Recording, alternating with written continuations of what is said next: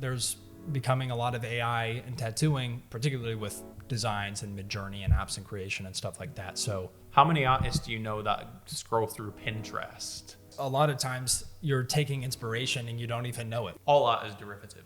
If you're a tattoo artist, it might be even better if you're like, make me a half sleeve with this and this and this, and then it automatically makes a design that's really better than anything you could do. Give me a picture of a car on fire with this background and this background in the style of Jamie Reed. Yeah. Is that ethical or not? Today's In the Studio episode, Colton sits down with tech entrepreneur Nick Askew. In this discussion, Colton and Nick dive deep into a controversial topic, specifically in the tattoo industry, and that's AI. Now, hold on. Before you click away, we ask that you just tune in with an open mind. Now, regardless of your stance on AI, it's becoming incredibly widespread in all industries, not just tattooing. Whether you agree with these viewpoints or not, we still think it's a really insightful conversation to tune into around a lot of topics surrounding tattooing. These are things like how AI affects the tattoo industry, the cost of tattoos, artist creativity, and even if AI is going to replace a tattoo artist altogether.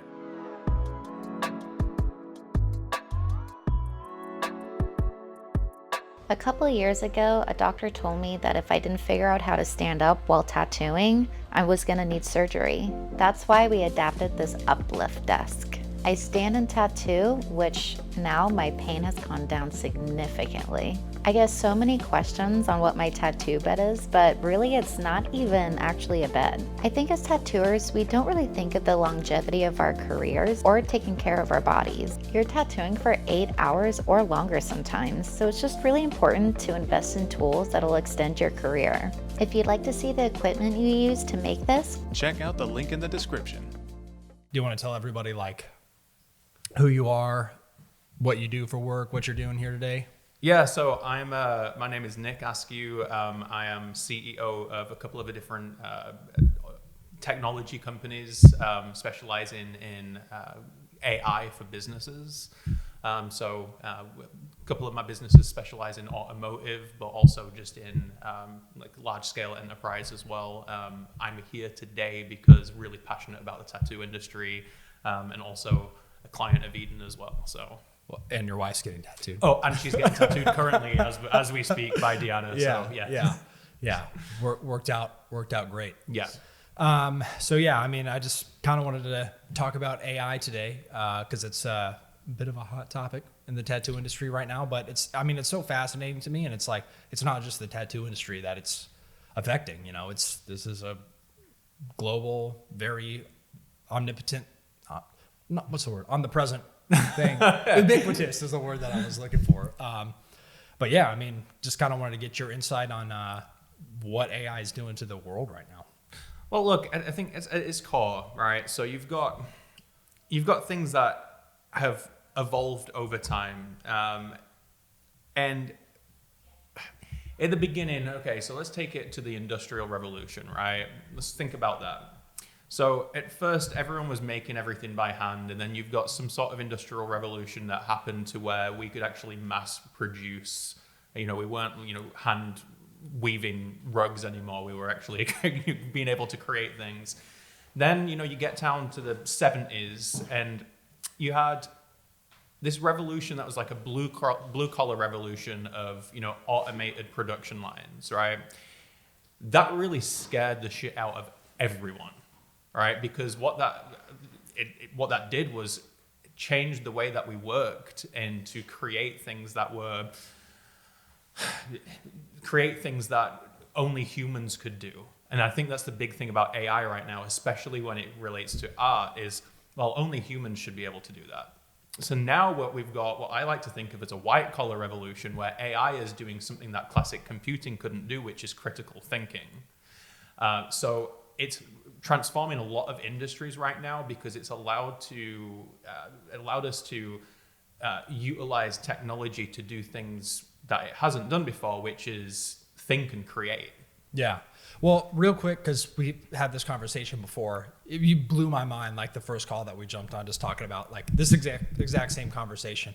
So I think like a really high level take on like what it could do, because like some of the things that you mentioned are like eventually like it might be your CFO, or it's able to like go through your ledger really quickly. So did you want to expand on that a little bit?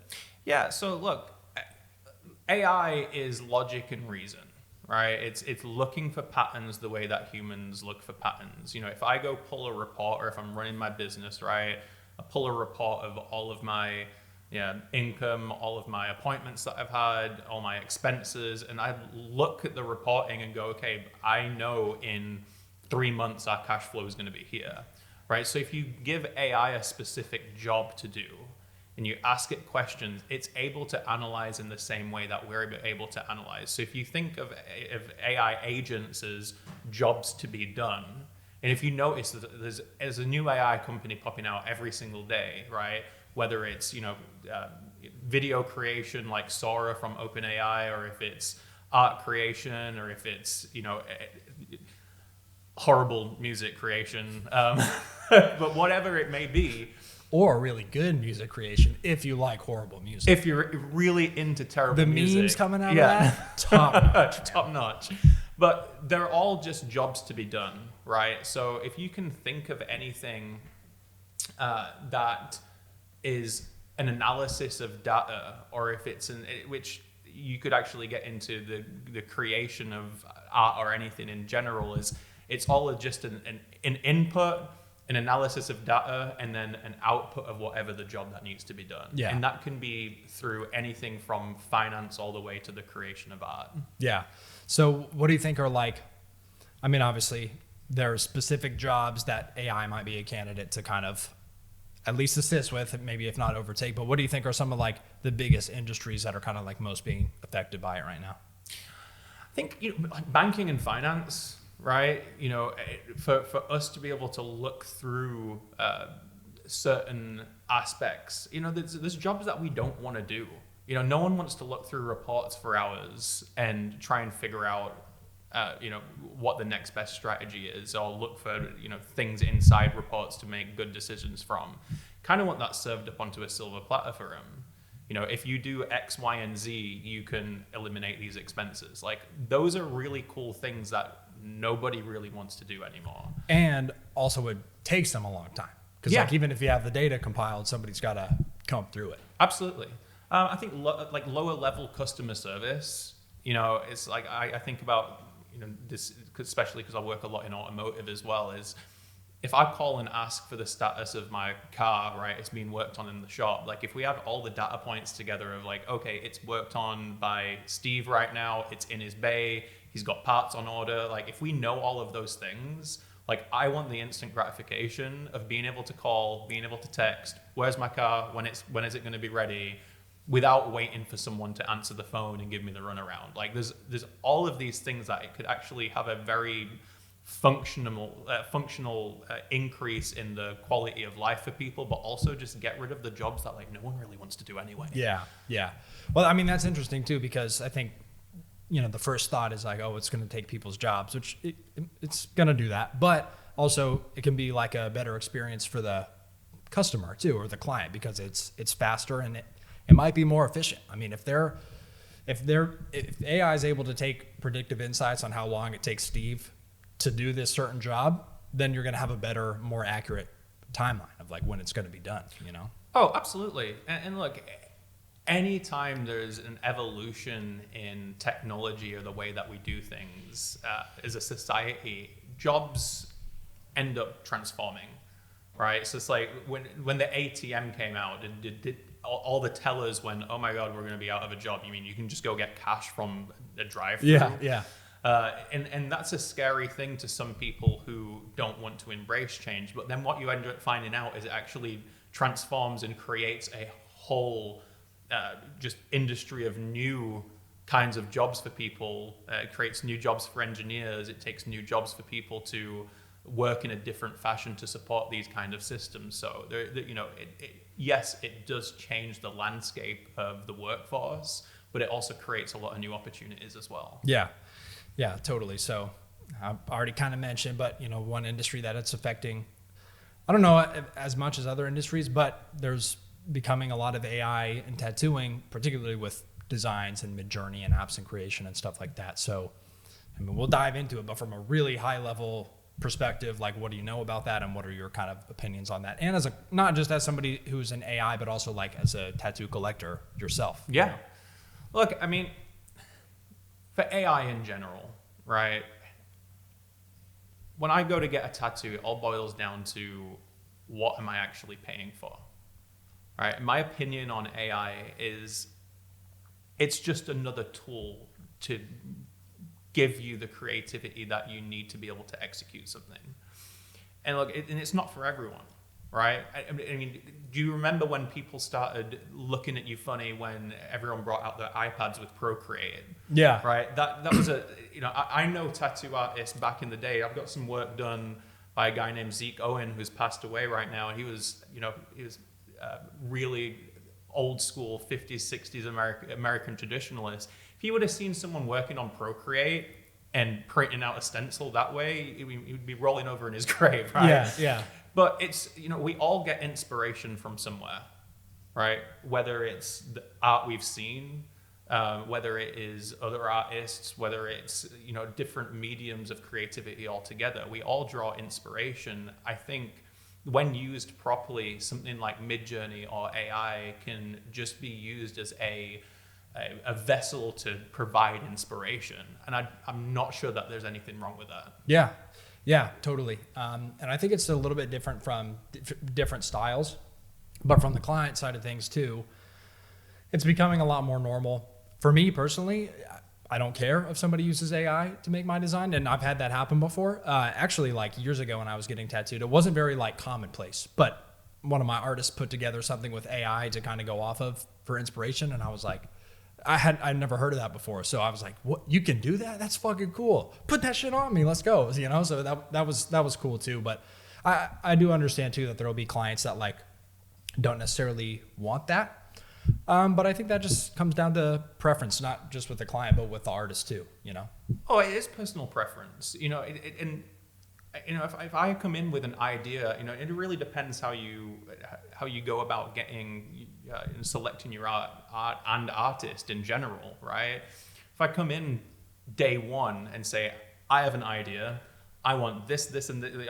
When I was working with Jade, unfortunately, I was the guy that sent her a 2-page long email with exactly everything that I wanted. And no matter where that came from, the idea and the inspiration can come from somewhere. Yeah. So I mean, and if that's not for you, and if that's not the kind of artist that you want to work with, that's the great thing about the industry, is that everyone's style and everyone's process is completely different. So go choose an artist that works for you. Yeah.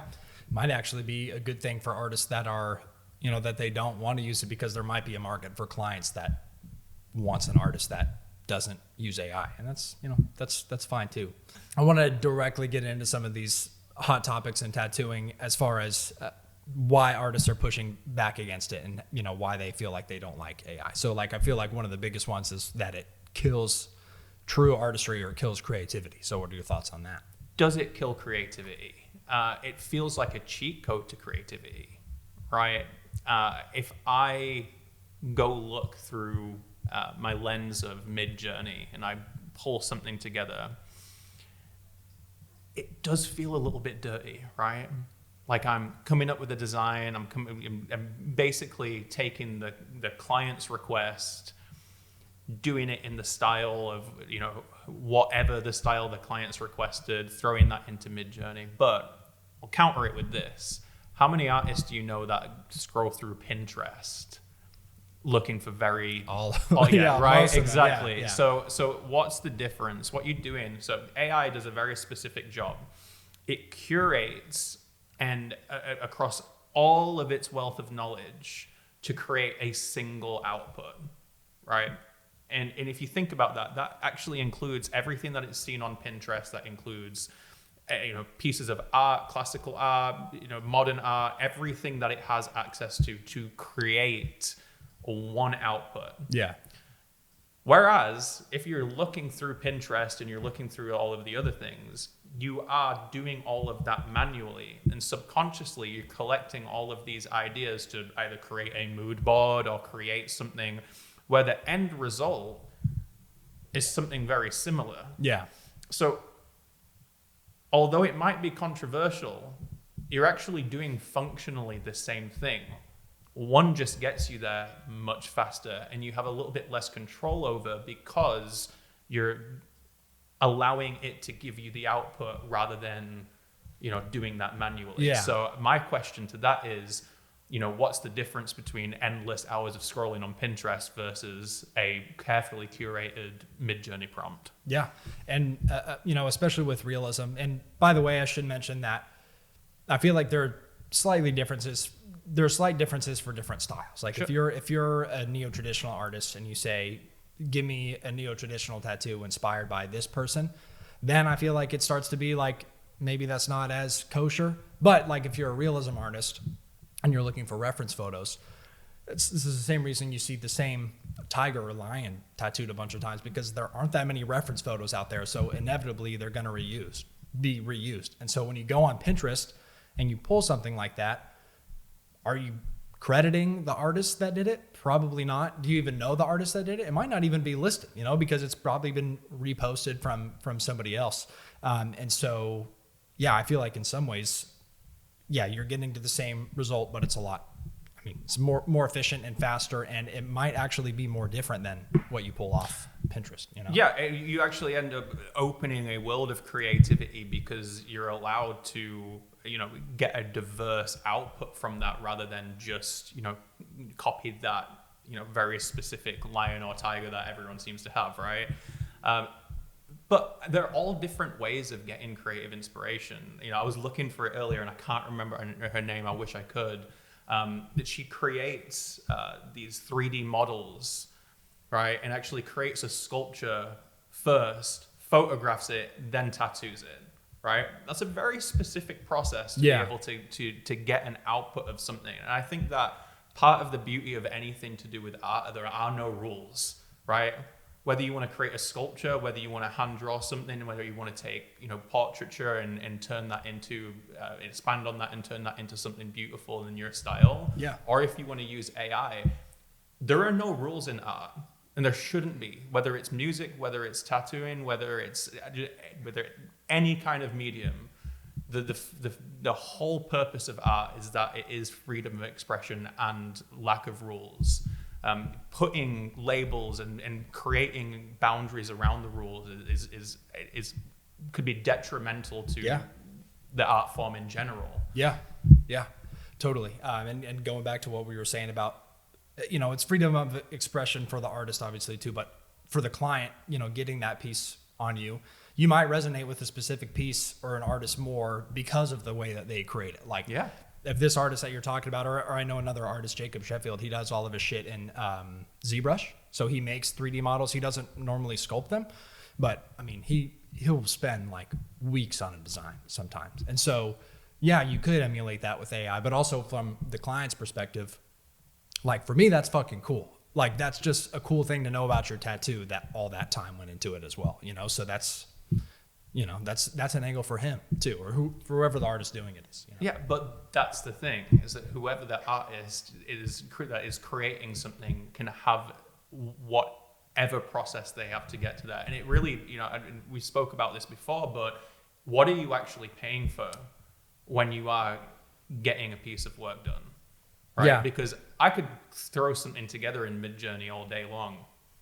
Please don't ask me to tattoo it on you. Yeah, yes, totally. And so, yeah, there are so many nuances to this conversation, but that's another big thing too, is as a tattoo collector or as a client getting tattooed, I feel like a lot of times you don't even know how much time went into design. And so like at the end of the day, you just want the best tattoo, right? Or that's how I am. I feel like a lot of people are the same way. And again, yeah, like you said, you can have the best reference in the world.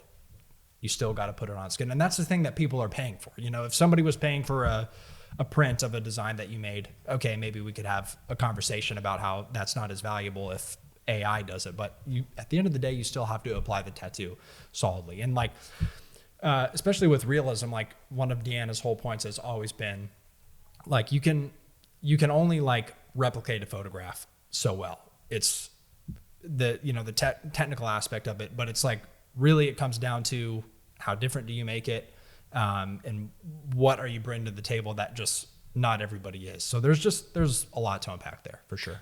Oh yeah, I mean, and even though Deanna works like a laser printer, right? Right, yeah. It's not that there's so much depth and so much creativity that goes in just to transferring that onto skin. Like it's not as simple as just creating a replica of what you see in front of you. So, you know, I think that to me, one of the true values, as well as the creativity that I get from a certain artist, is actually the end product. And, you know, we have to admit at some point that, you know, as a collector or as someone that has just, you know, been around the industry for a long time, you know, there are certain artists that I hold in such high regard that I have pieces on that just, you know, I wanted something from that specific person, or I wanted them to do it their way. And no matter how they did it and how they got to the end result, it was the piece of them that I wanted and the piece of their art that I wanted. It's the same with the physical art that I collect as well. Me and my wife Megan are huge collectors of actual physical art as well, and we've bought in maybe a little scarily way a few pieces of art of this guy named Miles Johnson, who is a incredible modern surrealist painter, and you know, watching him work on a painting for 2 or 3 years is absolutely incredible, and then watching him sketch and take a completely different approach to it. We are collectors of someone's specific artwork in the way that they want to do it, and I actually don't care where he drew his inspiration from. I find it incredibly interesting. Yeah. But how he got there is not necessarily the thing that I find value in. Yeah. Sometimes it is just the end result. Well, and I think another point of contention or like a misconception too, I mean, it's definitely true for some artists, but like if somebody makes a design through AI instead of another way, like that they're doing it faster and that it's not worth as much. But again, some artists are totally doing that. But the other part of it too is like there are only so many hours in the day. So if you've allocated 3-4 hours to a tattoo design, where before you might spend 2 or 3 of those hours trying to find the perfect reference, right? And then after that, you still got to tweak it and stuff like that. And then at some point you run out of time. It's like, all right, this is good enough. I mean, I'm not an artist, but I've heard so many artists say that, and it's this, and it's like a piece is never finished. It's just kind of like when you decide to stop. And so a good artist might find that reference photo faster with AI, but they're still going to spend the 3-4 hours making it even better, you know, and getting it as good as they can. Honestly, like I feel like it's the same thing with other industries and business too. So like when I use AI, I'm still working the same amount a week. You know, it's not like I'm like, all right, finish my shit, I'm done. It's like, okay, now I'm going to do something else that maybe AI can't do, or I'm going to get it to help me with something else that I previously wouldn't have been able to get to because it's saved me time on the onset. Okay, so there you are. Save you time. It's a fucking efficiency hack. Yeah. Right? That's it. So I find this a lot in software design, specifically, because that was a huge thing for developers, right? It's like, okay, if AI can write code, well, it can't write code better than me. It's like, okay, well, don't think about it as something that it can replace you. It's the same thing as being a tattoo artist, right? You have to have an extremely functional knowledge of art, design, how the ink goes into the body. You've got to have a functional knowledge of how something's going to age, how it's going to look. Development in software is exactly the same, right? You can't use AI tools properly unless you have that incredibly deep functional knowledge. Sure. Right? So instead of thinking about it as something that can take away from your process, you can now just do the work of 5 people, or you can do it twice as fast because you're not spending all of that time writing every single line of code or looking at every single reference photo. You're actually just utilizing a process that makes something a little bit more efficient for you. And I think for every artist out there, if they adopt a mentality like that, even through AI, through communications or their, research process, or, whatever they're doing to, create and get ideas out, it's just another efficient way to do that, which can translate to spending more time actually putting ink on someone and making more money. Yeah. Right? Yeah. Because at the end of the day, we're, might really enjoy what we do, but there's not a huge amount of non-profit tattoo shops as far as I know. So like, go out there, use the tools that are out there to make your process more efficient. Give your clients something of quality. If they love it, if you love it, go make more money.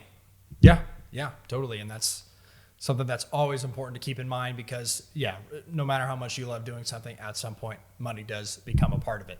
And sometimes, so we actually had another artist on who, somebody else made a YouTube video of her, and she ended up getting slammed because she uses AI. But in the podcast that we had her on, she was talking about how this specific design where it's like a pink lightning bolt coming out of a cloud going into a teacup. And so especially when it comes to realism, like, you can't photograph something like that. I mean, would take you a long time, but if you were to like do a full color rendering of that and then put it on skin, I mean, the rendering would take you 50, 100 hours. So how many clients can you tattoo at that point? One every week or two. And so for the consumer side of things, it's because of that, it's more accessible for them, because more people can get tattooed. And also the price point is lower because you didn't have to spend 3 weeks doing a design before you put it on somebody's skin. Exactly. Is a consumer going to pay, is your average consumer going to pay for the 50 hours of pre-work to get that realism out of there? Especially at $200 an hour. I mean, that's an expensive tattoo. That's an expensive tattoo. Yeah. But they're not. What they want is, again, the end product, Totally. right? However an artist chooses to get there. And no matter what, right? Look, there are always going to be people that say, hey, I'm going to mirrorless cameras. I'm not using Sony's. I'm going to shoot on not going to shoot on Sony's. Mirrorless cameras, I'm not going to do it. I'm going to use 35mm film, right? Or I'm going to use a medium format camera because that's my, you get to choose the tools. And for anyone getting slammed for using AI out there, all they're doing is getting to the end result faster. Yeah. Right. So, and look, someone brings a portrait of their grandpa in, you're taken from another medium that already existed in the first place. Yeah. So, yeah. It's what's the difference? Yeah, totally. So you mentioned something a little bit earlier that kind of is involved with this other topic that I don't want to circle back to, but so one of the other biggest contentions is that AI steals from artists because when Midjourney generates an image, it's taking from a bunch of sources and not giving them credit for it. Sure. All art is derivative. All art. That's why you can look at a piece of art and guess where in the world it came from, in which time period it came from, because art works in movements, whether that's painting or whether that's photography, whether that's tattoos, it all works in movements. You can tell true American traditional. You can tell color realism. You can tell. I mean, you can tell all the way down to like specific artists. Oh, I know which era that's from. We all do that every day. We do it as human beings, right? We all get inspiration from something else.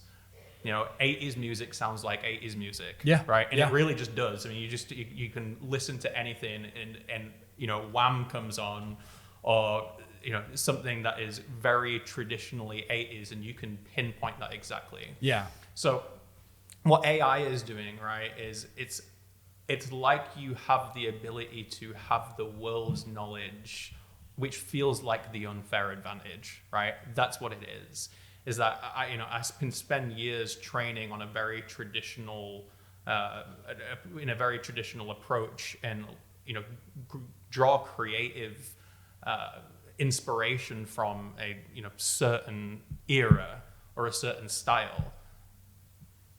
AI is just being able to do that without delay. Yeah. Right. Yeah. And it's be able to look at the world's knowledge, the world's art, and actually create something out of that. So as we learn as human beings and we draw inspiration from that, every piece that you do, the artist is not going to credit, in 2008, I saw so-and-so do this, and that really it helped inspire me. Musicians don't do that, right? I'm a musician, been playing for a really long time. I'm not, every time I release a song, going to have a book of all the artists that I was influenced by that helped me get there. Yeah. No, I just listened to them on repeat for years to help draw that influence to me.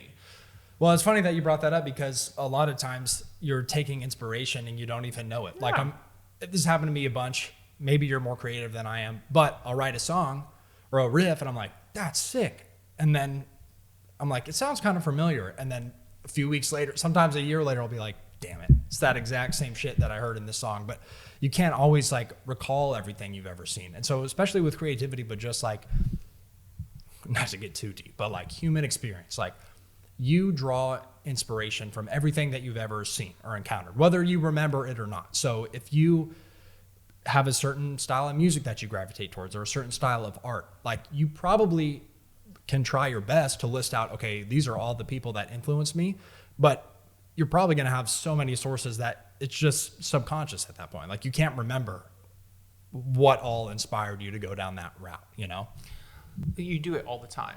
Like conversations, walking down the street, seeing architecture, the art that you see, the music you listen to, the relationships that you have, they all give you inspiration into what you create. And that's our job as creatives, right? Is to tell the human experience through art and connect with other people.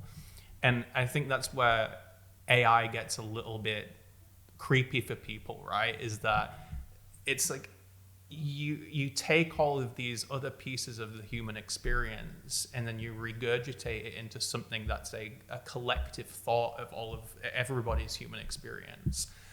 There's a term in AI creation called uncanny valley, where the output of it is so close to realism, but there's something about it that is not quite right. Yeah.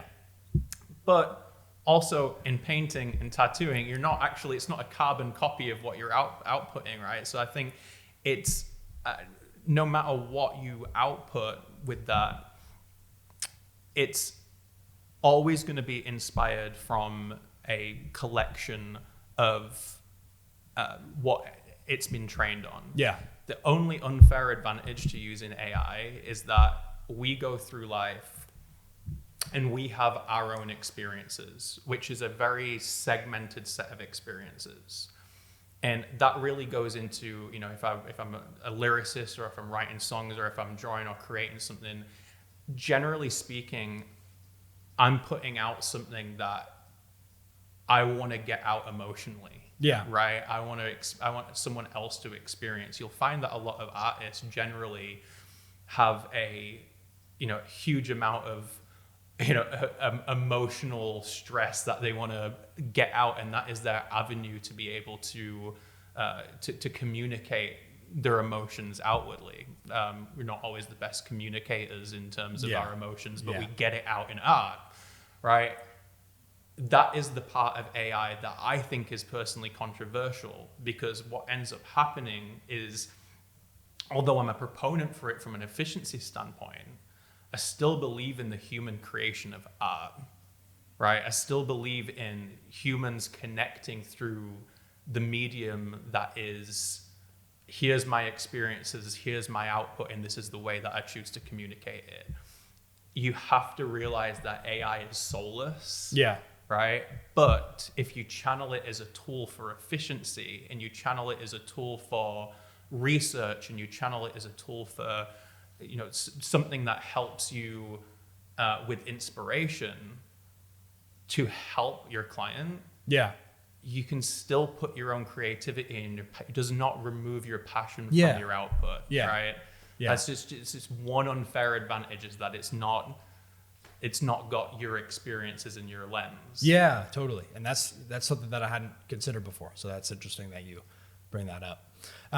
So another controversial thing is not just in the tattoo industry, but this is everything that AI is involved with. But because of the massive processing power that a lot of these programs take and the environmental toll that the cooling takes and everything like that. I don't know if that's something that you have to deal with a lot as somebody that's in the AI space, but just curious to hear your thoughts on that. Yeah, so it does take an enormous amount of power. It takes an enormous amount of power to process, and it takes an enormous amount of power to learn. But with that being said, it's one of those deals where we're in such the infancy stage of it right now. If you were to look at where we are in terms of AI versus where we were in terms of like, you know, the car being invented, like we're just getting the steam engine and the wheels we just discovered that wheels move without a horse and carriage right now is in terms of AI. So it's gonna be inefficient. You're gonna have so many competing entities trying to figure it out. That efficiency is gonna get wildly better within the next just few years. Yeah. So I think as long as we can continue to harness that power in a way that we're not just continuing down the path that we are right now. I mean, every single model, even if you use OpenAI for example, every model that they put out every few months is so much more efficient, takes way less power, it's much quicker to learn. It takes much less environmental resources as well. So, if we embrace it as the entire world is embracing it, that competitiveness of, now DeepSeek, then they claim to say, oh yeah, well, we did it on, a 1/100th of the budget and, with, basically less than I think with 1,000th less of the power of OpenAI, and we did it. Now, I'm not 100% sure if it's not sponsored. Not sponsored, yeah. No, in my own testing, some models are better than others. We'll just leave it at that. But no, I think as long as we keep pushing in the right direction and keep innovating, that you'll see the resources. There's a guy that's creating something called the Tiny Box right now, and it's so you can run your own LLM at home through a 110 outlet, and basically have your own version of ChatGPT, and have your own purposefully private LLMs that don't take that run off the power like a refrigerator would run off, right? So it's getting there. Yeah. Totally. Eventually, you won't need a football field full of NVIDIA chips just to, to generate an image. Yeah, well, and that's what I've been thinking too, especially with the new technological advances coming out, like the quantum chip. Yeah. It requires way less processing power to do the same. It's just way more efficient. So yeah, I don't know much about it. I don't work in AI, but I think it's going to get a lot better. But the interesting thing that you kind of brought up too is I feel like a lot of it's going to be competition driven too. Oh, yeah. Not only in the sense of being able to tell people, oh, we use less power, but also like the more efficient you can make it, the less money it's going to cost you if you're a business using AI. So even if there's no altruistic motive, people are going to be motivated to make it as efficient as possible. Oh yeah, because they want to be able to offer, they want to be able to offer it to people, and any business that wants to increase their efficiency and cut down on labor costs, right? They want to increase the customer experience, or they want to, create something that nobody has ever created before to have that competitive edge. We're a world and a country that it innovates because of the economy, right? And the competition breeds that kind of innovation. So we're going to continue to see people pushing, and until it starts to get like really heavily federally regulated. Yeah. You know those moments that really change your entire career trajectory as a tattoo artist? When you got one piece of advice or learned one technique from somebody you looked up to? Instead of waiting or hoping that your next one or even your first one comes along, you can actually put yourself in a room where these moments happen all weekend long. The 2025 Eden Summer Symposium is a 3-day, high-impact educational event where some of the best tattoo artists in the world will teach you the skills, techniques, and strategies that help set them apart. You'll get 8 seminars covering everything from building your clientele to technical application to finding your own unique style, plus 2 bonus presentations we haven't even announced yet.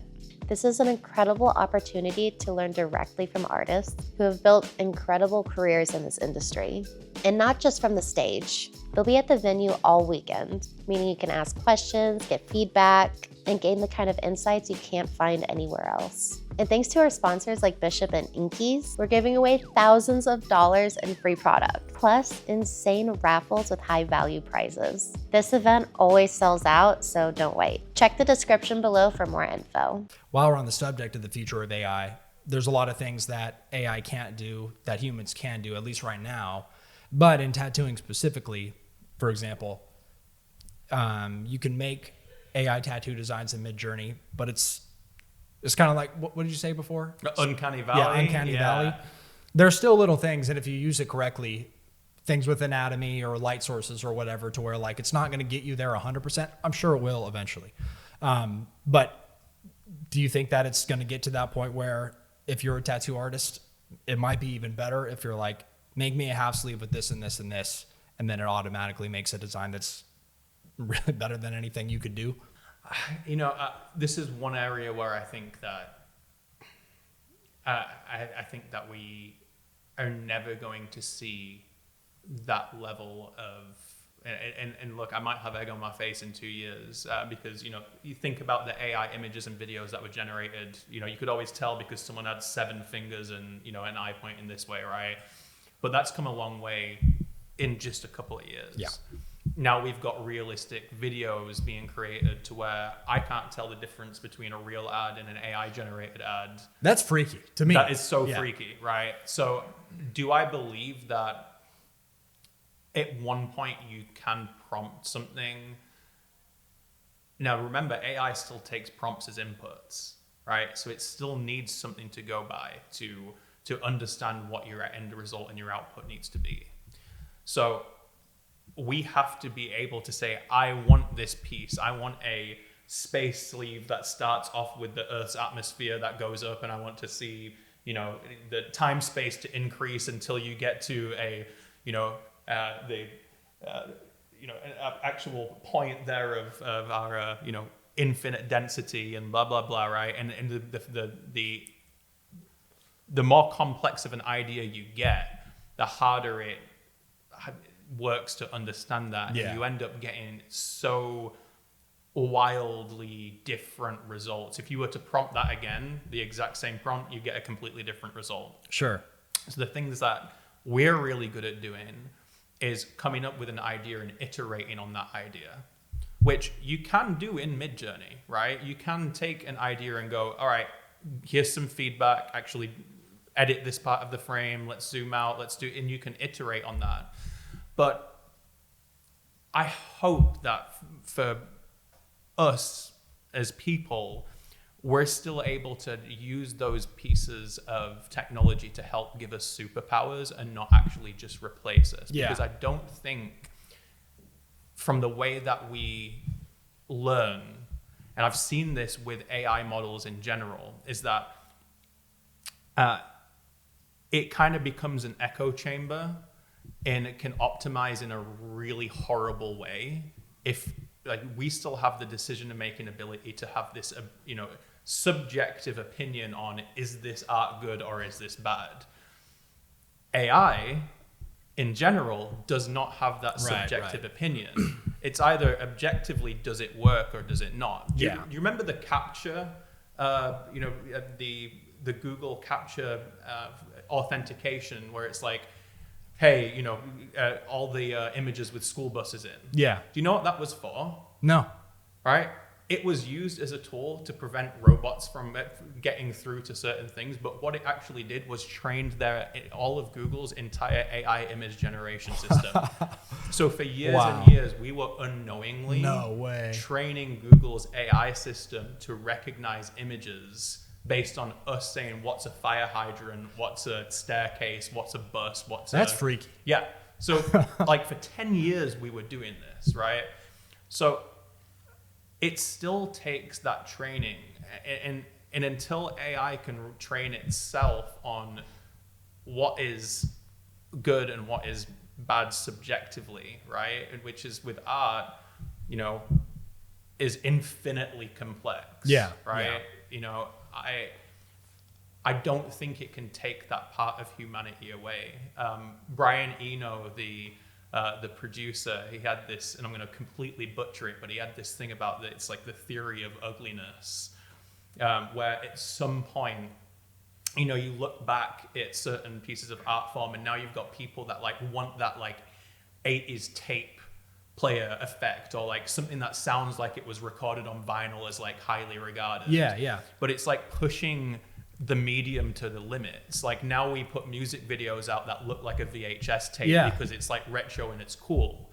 But it's like we're pushing AI to its limits right now, and that's where you start to see things break up. That's where you start to see six fingers and the facial features just not being quite right. At some point, I think in the future, we're gonna look back at that and like have that as part of like, it's going to be culturally like, that's very, very 25. That's so retro 2025 is like weird AI output. So who knows where the future is going to hold. I think it's going to get better. I don't think anything like that's ever going to replace that emotional connection that humans can have, which ultimately propels art's existence. But I think that at some point, we're going to look back and look at all these, wacky AI outputs, and it's going to just be culturally part of, this time period. Yeah. Well, it's interesting because even and art's subjective, so. Oh yeah. So even if an AI makes a design that's better than a tattoo artist, not everybody's going to agree with that. The artist might have a different opinion on it, and even when outside of art, when I use AI for things, or when anybody uses AI to like write an email or write a plan for the next 6 months or whatever it is, like there are still parts of that I tweak. Oh yeah. And that even if there's nothing like wrong with it necessarily, like if it's an email or something, it's like, well, I wouldn't say it like that. So maybe eventually it'll know exactly how I talk, and it'll be able to spit that out to where it's like, no, that's pretty much it. But there's always going to be, I don't know how you would get around that element of like preference, You can't get around the element of preference because we're so emotional beings, right? And AI can only mimic emotion. Yeah. Right. So if I'm writing an email and I put something into place, I'm always going to want to edit something a little bit because you always look at it and go, that's not 100% how I can say it. So I've been training AI models for a really long time to, mimic how I would speak, to write scripts, and they're just used as tools, but I always edit just a little bit of that. Yeah. And, I don't see any difference between that and then using Midjourney to create something, taking one piece of an element from that and then adding my own spin to that. It's just like having, some copywriting written for you and you putting your own spin on it. It's just like pulling images from the internet and adding your own spin. Yeah. It's the same thing. Yeah, totally. Okay, so this might not be as much AI, but more so on the automation side of things. But now you're starting to see automated tattoo machines come out. And it's pretty simple designs right now for the moment, but at some point, do you think it's going to be able to tattoo technically better than a human could or as good? So I think... I hope not. So yeah, are they really tattoo robot machine? Yeah. Really? Yeah. Okay. There was a popular one that I thought about bringing it up, but I don't know exactly what happened with it. But there's this software or this company called Black Dot that does like very, very small tattoos, and their shtick is that it's more technical. than a human, because it can get like smaller details, which every tattoo artist knows that there's a limit to how much detail that you can put in a piece. But and this is why I didn't bring it up, because I don't know exactly what happened, but I think the company had some kind of money issue or something to where like they're not, I don't know if they're still active, or I haven't seen it in a long time. So I've seen it, and I've seen things, specifically around, permanent cosmetics as well. And I think, so it is actually AI that would have to be used for this. And what it can do is it can understand the pressure points in, exactly how much ink needs to be spread, the depth, a preset design. And I think a machine could do a really good job at that, right? And if you had a design already, purposefully picked out, and you did something small, I could see that scientifically it knows, the depth, the density, the placement, everything, to be able to respond to that really well. Yeah. But I'm never going to sit here and brag about being tattooed by the latest, greatest, an RTX 7000 tattoo machine. Yeah. It's like, oh man, you got one of those? Like, I've been waiting for that to come out. It's like, there's no distinct, I think there's no distinct look and feel to something like that, right? It would just be generated. If I go see an artist though, that machine is going to be completely different of an experience, because, can the artist, which they can, pivot at a certain point if they're feeling that I'm not liking the direction, or they're not liking the direction. Yeah. Can they understand my facial expressions when maybe I need to take a little bit of a break because we're at like the most sore part of the elbow, right? Yeah. Yeah. Do they understand, me and my personality and have the ability to create something that is specific for me? I think although technically it's possible, you're never going to sit there and have that kind of connection. I don't, as a collector of both art, traditionally, and tattoo as an art form, I'm never going to be able to, tell you, oh, well, this was just a piece that I got from a machine. Yeah. I want the allure, I want the bragging rights kind of sometimes from the artists themselves. Yeah. Right. Right. Yeah, totally. And I think that's super valid. And I know from a collector perspective, and a lot of these people that I'm getting tattooed by now, they're also my friends. So not only do I want a piece from them because it's their artistic vision, their conglomeration of how they've seen the world, but also because I want to hang out with them. And I think that's an experience that a machine can't ever replace. And I think that you'll still always want that. So when I've thought about it before, I was like, okay, was this something that I should be worried about down the road, because my business model depends on artists doing the art. My first thought is we're a long ways away from that. I'm sure it'll happen at some point. My second thought is those machines are going to be fucking expensive when they first get made. I'm sure they'll be able to be mass produced eventually, but it's going to be pretty pricey. And then my third thought is, even if they are able to make those machines at a massive scale, I still think, maybe not everyone in the world, but I still think there will be a market for clients who want art from a specific artist. I'm definitely one of them. And that's the thing. It's a relationship aspect. If I think about myself in any type of, and I don't want to relate this back to, going to get your hair cut, but my barber is also my therapist, right? I go there, get the little head scrubbies, take a sit back, we chat about life. We have a relationship, and I'll go see him for the next 10 years, 15 years, however long, right? But it's that same experience with an artist. You become friends, you get to know each other, you get to have that experience, and it's just as much about that experience. I don't want to sit for 3 days working on a leg panel with a robot. Yeah. Right? I'm never going to be able to capture that kind of experience, and I'm never going to be able to, capture that feeling, the stories. I've got one tattoo on my back that's a little bit X-rated, just done by, it's a goth butt in fishnets with some knives going through it, just done by this guy in England called Shit Jesus, right? is his name's Shit Jesus. I had to ask him about that. Apparently, his mum ran off with a guy named Jesus, and that's didn't know who his dad was. And then he explained all this to me during my session, right? And now I will never forget. Can a robot do that? Yeah, can a robot be named Shit Jesus? No, we don't have the technology. We don't. You can call it anything you want, but like, no, like that's an experience I'll remember. You know, not only, his style is incredible.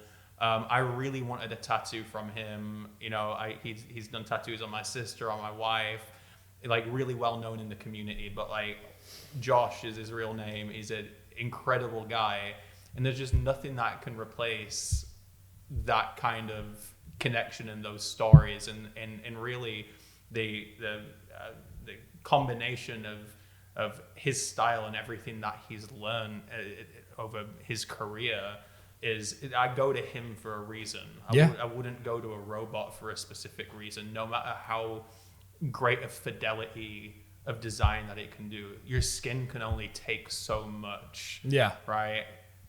Humans can handle that. Yeah, totally.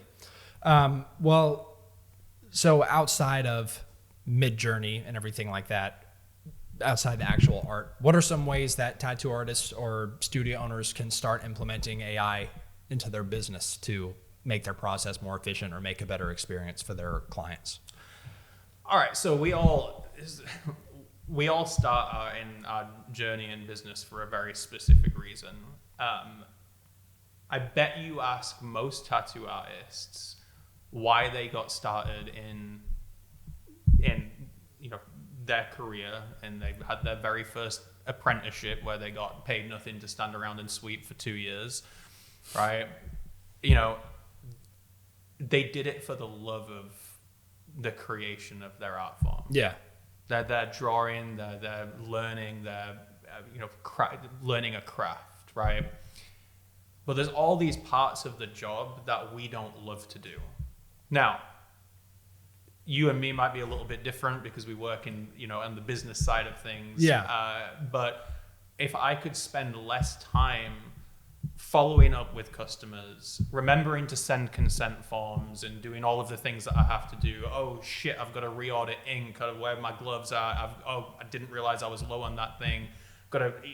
When you're an artist, no matter if you're lucky enough to work for a great shop that supplies you with that those kind of processes, you're still self-employed. Yeah. All right. So you're not just doing the job of a tattoo artist. You're doing 10 other jobs as well. And if you could utilize the power of AI to be able to make sure that no customers slip through the cracks, appropriate follow-up is done, you're running your business in the correct way, then you can start to remove all of those things that you don't like about your job that take away from the thing that brought you to it in the first place, which is the passion for creating art. Yeah. So I think there's a huge opportunity for it to just do all the things you don't necessarily want to do every day. Yeah. Probably do it better than you can. And do it better, right? Because that's, I admittedly, there are things about my job that I don't even know until I had to learn them. If you're using any kind of financial software, right, and then you're pulling all of your data from your financial software, there are very few tattoo shops I know of that are non-profits, right? Like there's economics at play here, right? And at the end of the day, it's a business, so you have to be able to look at your financials. Yeah. You have to be looking what's coming in, what should your hourly rate be, how many appointments do you need to be, what kind of sessions do you need to do, just to be able to make sure that bills are paid and you can keep a roof over your head. Yeah. Right? And sometimes we can pull as many reports as we want, come up with whatever KPIs we want, but we don't know the right questions to ask. Or the right numbers to track. We are the right numbers to track. We have no idea. So what AI is really good at doing is taking an abstract set of data, throwing it all into the same bucket, and being able to give you insights about what you may need to do. And then you can just ask it questions like in the most dumbass way possible. Like, how much runway do I have left? Like, how how much does it, this cost me, over the course of a year? Like, what would, I need to make, $50,000 more next year. Like, how can I do it? Yeah. That you can ask questions in a really unstructured way and get very structured feedback back. And I think that's how most of us think. But what we have to do is we have to think about, well, how do I make an extra 50 grand? Then download reports, write a spreadsheet, get some formulas out, and then we still don't know if we're looking at the right thing. Yeah. And we got to execute on it. So, yeah. I mean, those are the kind of things that if you're an artist or a shop or anyone that's involved in any business, you can utilize the power of AI to be able to just, help bridge the gap between you and your data. Yeah, totally. Yeah, 100%. Side note, but one thing I also love about AI is that it's not judgmental. So you can ask it the dumbest shit ever, and it's not gonna roll its eyes or think you're an idiot for asking. It's just gonna tell you. Oh, you know what? I have found it to be rather judgy lately. I bought some microphones to do some recording, and I was running it through this preamp, and it was like, interesting choice for microphones on your preamp. It was like dumb fuck. Yeah, no, it was basically it was like that's like pouring race fuel in a scooter, and I was like, okay, motherfucker, you're like didn't need that comment. Yeah. But no, for the most part, it's super objective, right? I think I read this statistic about 87% of statistics being made up on the spot, like this one. But there was some statistic about how many people actually go with their preconceived notions when looking at reports, and they go into a report already believing something, and then looking at the numbers to validate their opinions already. Yeah. And that's the great thing about utilizing AI to look at data, is that it has no ulterior motive. It's not trying to protect its job. It's not trying to do anything. It's just giving you the right facts. Yeah, damn. Yeah, totally. Dang, that's crazy. So if a tattoo artist or if a business owner wants to learn about more ways that they can start implementing AI into their business, what are some good resources that they can look for, places to start?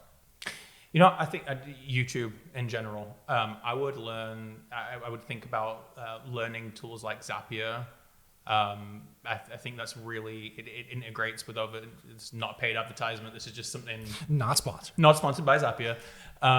But looking at YouTube on just how to make connections from certain data points. And the reason that I recommend things like Zapier and even OpenAI, right? They're two very easily accessible things. If you get a $20 a month ChatGPT account, right, you can download whatever report in that you have, your website metrics, your customers, your booking list, your anything, throw it into a chat, and you can just start asking it questions. Yeah. And you can start asking it questions all the way from, who are my most popular customers? Who are my most, what's my average session rate? How many appointments did I have last year? All of these kind of very simple questions, all the way to, mathematical ones, such as, if I needed to make X, what should my, average session be, and what should my hourly rate be? Yeah. How many sessions do I need to look at? And you can backtrack it. Okay, if my inquiry rate is this, and, I get, 5 appointments for every 20 inquiries, then I need to figure out how to get X amount of inquiries to make this. And if you start just to figure your business out that way, a $20 ChatGPT account is more than enough for you to be able to start analyzing some of those things. Yeah, 100%. Even just the time saving alone, like if you were to figure out how many clients you had last year, how long is it going to take you to go through your calendar and count them? Whereas if you can export the data, you can put it into ChatGPT. It'll take you 10 seconds. Yeah. Then you can spend more time tattooing or analyzing the data, whatever you want to do. But when you start putting time to it, that value is just insane. Most tattooers bill $150, $200 an hour. Think about what you could do with that extra time. It's insane. No, yeah, because that's how much time that you don't get paid for pulling reports. You don't get paid for ordering supplies. You don't get paid for doing all of those. For marketing, those are all expenses that you put into your own business. So any time that you spend away from doing that is time spent away from you ultimately, making more money and making more art, and doing the very thing that you got into the business to do in the first place. Yeah, 100%. So, all right, we talked a lot about tattooing, but big picture here on the global scale of things. Okay. What do you think we can expect to see with AI trends in the next 5 or 10 years? Well, I think it's going to be a revolution that we are not quite ready for yet. So I think people tend to underestimate the amount of change that will happen in the next 2 years and overestimate the amount of change that will happen in the next 10 years, right? We're always 10 years away from, harnessing nuclear fission. We're always 10 years away from flying cars. We're always, But I think in the very short term, what we're going to see is things like medical diagnosis, being able to analyze big sets of data, to be able to understand, ourselves better, to understand diagnosis of medical ailments and potentially come up with cures faster just because we're able to look at big data sets. Yeah. I think in terms of just a shared intelligence, what we're going to see is a lot of the legwork going into researching being done automatically, and it's just going to ultimately make us a lot smarter. I think the hard thing right now is the internet and everyone's data sources are so segmented that the big project right now is to combine all of that into something that's actually useful. Yeah. So I think what the next 10 years is going to be is you're going to get a lot of different AI projects that are going to be very niche specific before you get what's AGI, which is artificial general intelligence, which is like the big ultimate thing that people want to achieve, right? Where it's just like the ultimate knowledge of everything of all humanity. Yeah. I think it's going to be a long time before we get to that. I think that's a good 10-year mark, but over the next couple of years, I think you're going to get really fantastic niche solutions that will solve some really big problems in humanity. Yeah. Wow, you think 10 years away from AGI? I think 10 years. Book it. 10 years. 10 years from AGI, I think is realistic. Wow. Yeah. That's insane. Well, man, I really appreciate your insight. I love talking about this stuff. I mean, it's like I kind of opened up the episode with, it's all around us right now. We really can't get away from it. So no. I think it's important to talk about, and I personally really enjoy talking about it for sure. Oh yeah, I do too. And look, either embrace it or utilize it in some way or another, or you know what, stick to your guns and do things the way that you have been doing. There's a process and a way for everybody. It's that's the freedom of expression of art. So yeah, well, yeah, thanks for coming on, man. I'll let you get back to your wife, hold her hand. I should probably go say hi to my wife. Yeah, exactly. Too. Yeah, you Who's want to go see the tattooing your wives? Yeah, I probably should. All right, well, cool, man. Thanks for coming in, and thanks y'all for tuning in. Until next time.